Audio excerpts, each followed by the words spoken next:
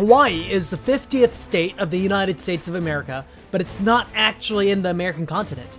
No, it's in the middle of the terrifyingly desolate Pacific Ocean. How come it ended up in the hands of America, only to get Pearl Harbored by Japan? You'd never believe this, but the first Hawaiians technically came from Taiwan sometime between 124 and 1120 AD. These absolute legends, known as Polynesians, slowly expanded across the Pacific Ocean with nothing but canoes and the stars over thousands of years. The ones that made it all the way north to Hawaii became the Pacific Islanders that make up the biggest ethnic group in Hawaii today. The Polynesians believed that Madame Pele, the goddess of fire, lived in the Kilauea volcano and vomited a fiery tantrum whenever she got pissed. They believed that doomsday would be caused by her very fire and fury in a Pompeii-like hellscape. Little did they know that it wasn't Pele's lava puke that would destroy their civilization. No, the horseman of the apocalypse was the white man from thousands of miles away. Let's set sail to Hawaii, America's most epic kidnapping.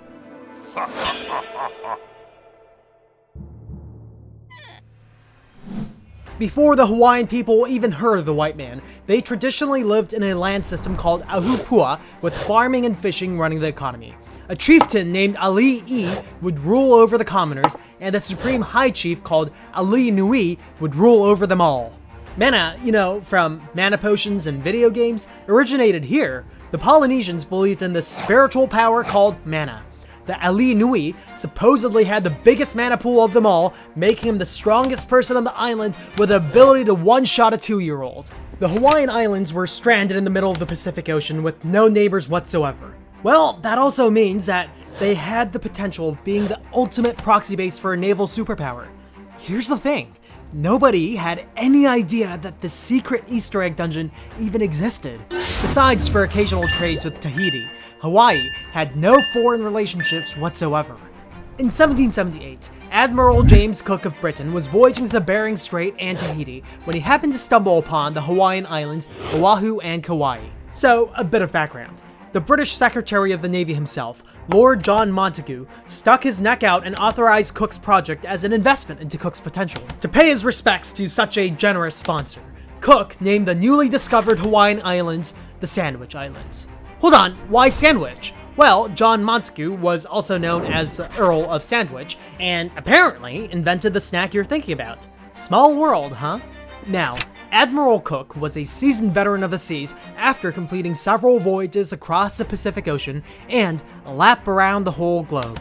He's the guy famous for preventing scurvy from killing off his sailors by incorporating sauerkraut into their diet. Cook stumbled upon one game-breaking cheat code while maxing out the voyaging perk. He could just tell the Polynesian natives that he was, in fact, a literal god. This worked every fucking time. I mean, the dude was white, wore some really fancy clothes compared to whatever rags the natives wore, and was sailing on a really big canoe. Cosplaying as God sure as hell worked in Hawaii as well. He was worshipped and had a really pleasant stay there for free, laughing his ass off at the gullible native. Alas, Cook's luck finally ran out. His boat got wrecked by a typhoon, so he had to pull a hasty Yui back to Hawaii within a few days to fix up his mast, no big deal. Hold on, there's something wrong with this picture, the natives thought. I thought you were supposed to be a god. Aren't you supposed to, control the seas? What? You couldn't even control your own godly vessel? Wait a minute. Who are you? Let's poke him to see if he fucking bleeds! A massive battle broke out between Cook's crew and the vitriolic natives who wanted to test their so-called god. James Cook got swarmed and stabbed to death, an ironic end to the god-tier voyager who sailed too close to the sun. The Hawaiian natives had a tradition of disemboweling the corpse of the enemy chieftain and baking it like a brownie to remove the flesh from the bones. Cook's traumatized crew, no doubt shaking their heads and murmuring, "This is just so fucked up," managed to get some pieces of James Cook's cooked flesh in a to-go baggie out of Hawaii to give him a proper burial at sea before getting out of there. Everybody now knew the existence of Hawaii. Hawaii was about to transform from the shy, nerdy girl to the flashy prom queen getting catcalled from every direction. The supreme leader of Hawaii with the biggest mana pool, the Ali'i Nui, was a guy named Kaleni Opu'u. He fathered a lot of sons, but also adopted a stray nephew. This nephew is an absolute mad lad, but we're going to have to briefly satisfy the weebs in our audience before getting to him. Alright weebs, you know how Goku has an energy attack called Kamehameha? Well, that's actually the name of a person. The whole ability was supposed to be a pun. The nephew's name was Kamehameha. You can just tell from the name that he was quite the guy, right? Kamehameha was a tactical genius. When his uncle died in 1782, he inherited the title God of War along with a bunch of land. Yeah, but the dead uncle's actual firstborn son, so his cousin, got really jealous about this whole arrangement and decided to start the Hawaiian Game of Thrones with a surprise attack. Unfortunately for him, Kamehameha was the God of War and easily won the battle. The cousin was taken care of and never caused trouble again. The whole world was now interested in Hawaii, remember? All sorts of ships from more advanced nations were popping up across the horizon to get some. This is an all too familiar story, isn't it? A primitive, isolated country getting gobbled up by colonists, yada yada. Not in Hawaii! Kamehameha was not only the god of war, this legend was also the god of diplomacy. Kamehameha brokered an agreement allowing for the stationing of British troops in Hawaii, which prevented the other countries from creeping about. In 1795, he established the Kingdom of Hawaii, elevating himself to king instead of some chieftain. He imported the advanced British weapons and immediately started a bloody war against the rest of the islands. His stone-slinging enemies were no match for his British cannons, and it was a complete massacre. In 1810, he became the first person in history to conquer all the Hawaiian Islands. Unfortunately, Hawaii's troubles were only just beginning. The brave independent nation built by natives had to survive all by itself in the ocean of predators. After initial contact with the white man, the native population in Hawaii was decimated by 66% due to the plagues and unification wars. The Kingdom of Hawaii strived for rapid westernization and accepted American immigrants. Christianity from American missionaries took the place of their traditional religion. These immigrants started massive sugarcane plantations on the blessed Hawaiian soil and imported cheap laborers from low-income countries like China and Japan to work them. Hawaii, all of a sudden, was losing its dominance on population and economy. To be fair, they had no experience in capitalism when they attempted to rush modernization, so of course they fell victim to the predatory deals from foreign countries. The Hawaiian economy naturally became over-reliant on the white man's sugarcane plantations. The Hawaiian Declaration of Rights was signed in 1839, making Hawaii a constitutional monarchy. Unfortunately, the legislative and judicial branches were pretty much hijacked by the non-natives, which meant that Hawaii was losing control of its very government as well. While the Kingdom of Hawaii began under British influence, America was clearly the rising star of the Pacific. Yeah, but Britain really wanted to keep Hawaii. Britain desperately conquered Hawaii for 5 months in 1843 before realizing that they definitely overstepped.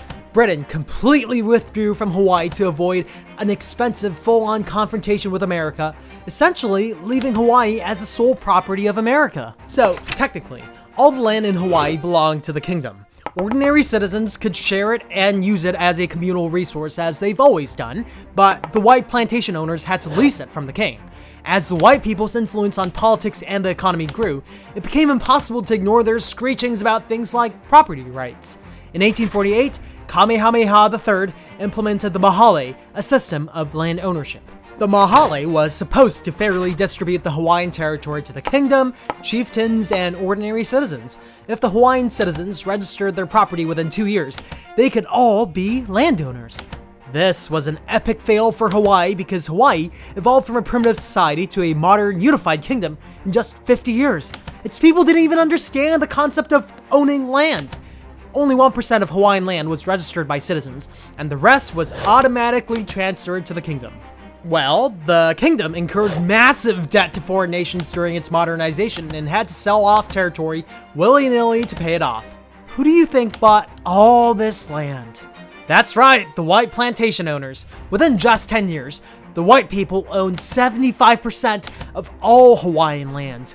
Non-natives dominated Hawaii's politics, economy, and population, and now they even controlled Hawaiian land.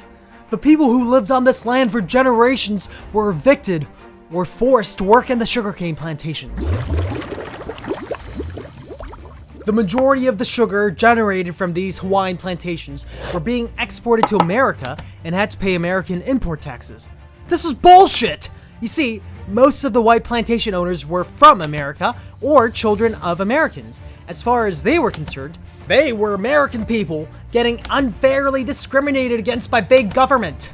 Yeah, they kept this resentment to themselves when they were still technically leasing land from the king, but now that they owned land thanks to the Mahale, the Americans were entitled to unleash their inner Karen. They demanded to the Hawaiian government, out of the blue, that this country should get annexed into America so that they can avoid the bloody import taxes. In 1863, King Kamehameha IV inconvenienced everybody by just randomly dying. His successor also died within 10 years, completely ending the royal bloodline and throwing the entire country into chaos. The people had to elect a new leader between Lunalilo and Kalakua and chose the more popular Lunalilo. Guess what? He also fucking died a year later. King Kalakua, or the other guy, casually signed away the Honolulu Harbor and Pearl Harbor to America in return for America waiving import taxes on all Hawaiian goods, which kept the Karens in Hawaii happy. He stopped his country from getting annexed into America, yes, but pretty much doomed his country as an American colony in the process. In this dark hour, King Kalakua displays the ultimate leadership and yeets an entire year's government budget into building the brand new Iolani Palace while luxuriously parading himself around. His extravagant expenditures were funded by selling off more key assets to America and borrowing more money from white landowners. Unsurprisingly, this just completely fucked the country's dwindling treasury and caused massive public unrest. The white people wouldn't dare miss such a great opportunity. In 1887, a secret society called the Hawaiian League was created to change the status quo of government by all means necessary. Joining forces with a militia group, the Honolulu Rifles, they forced the king to adapt a new constitution nicknamed the Bayonet Constitution because, well, they threatened him with bayonets. The Bayonet Constitution significantly crippled the king's power and gave it to Congress. Well, Congress was already overrun by white people, and they now officially called all the shots. The king was nothing more than a puppet at this point.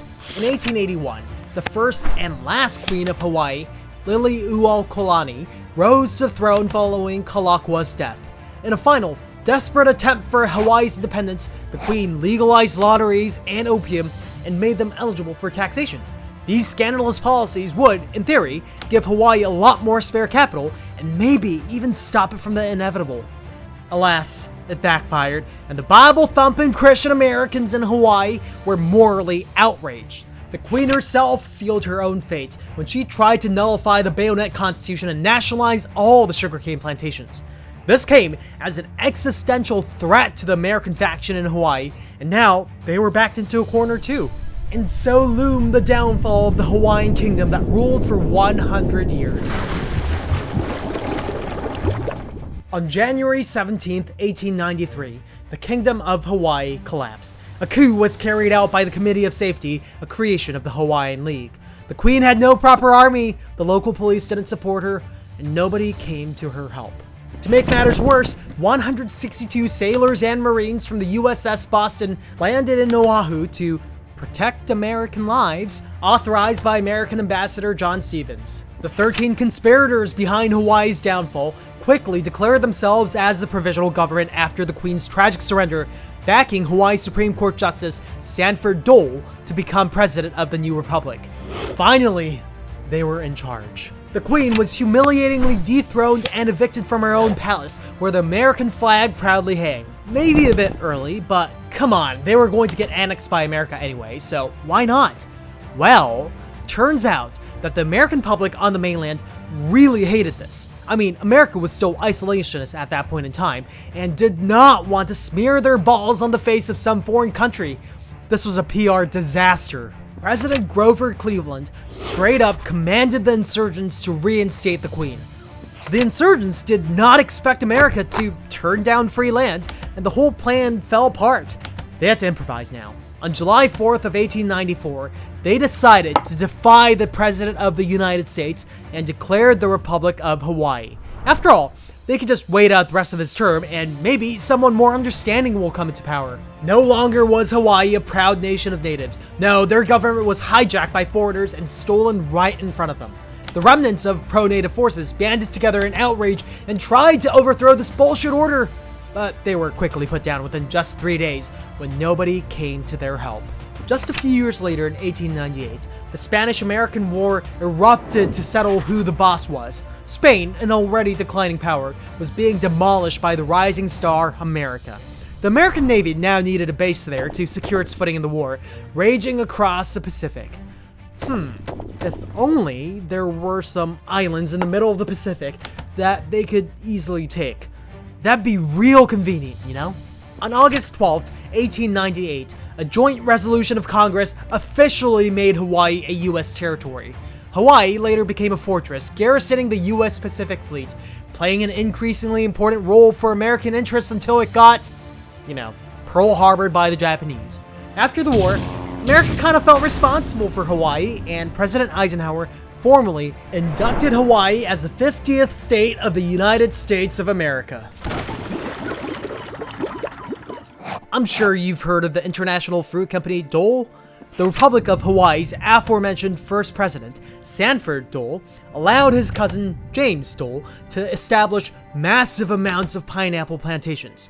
This became the Hawaiian Fruit Pineapple Company, which then became the Dole you know today.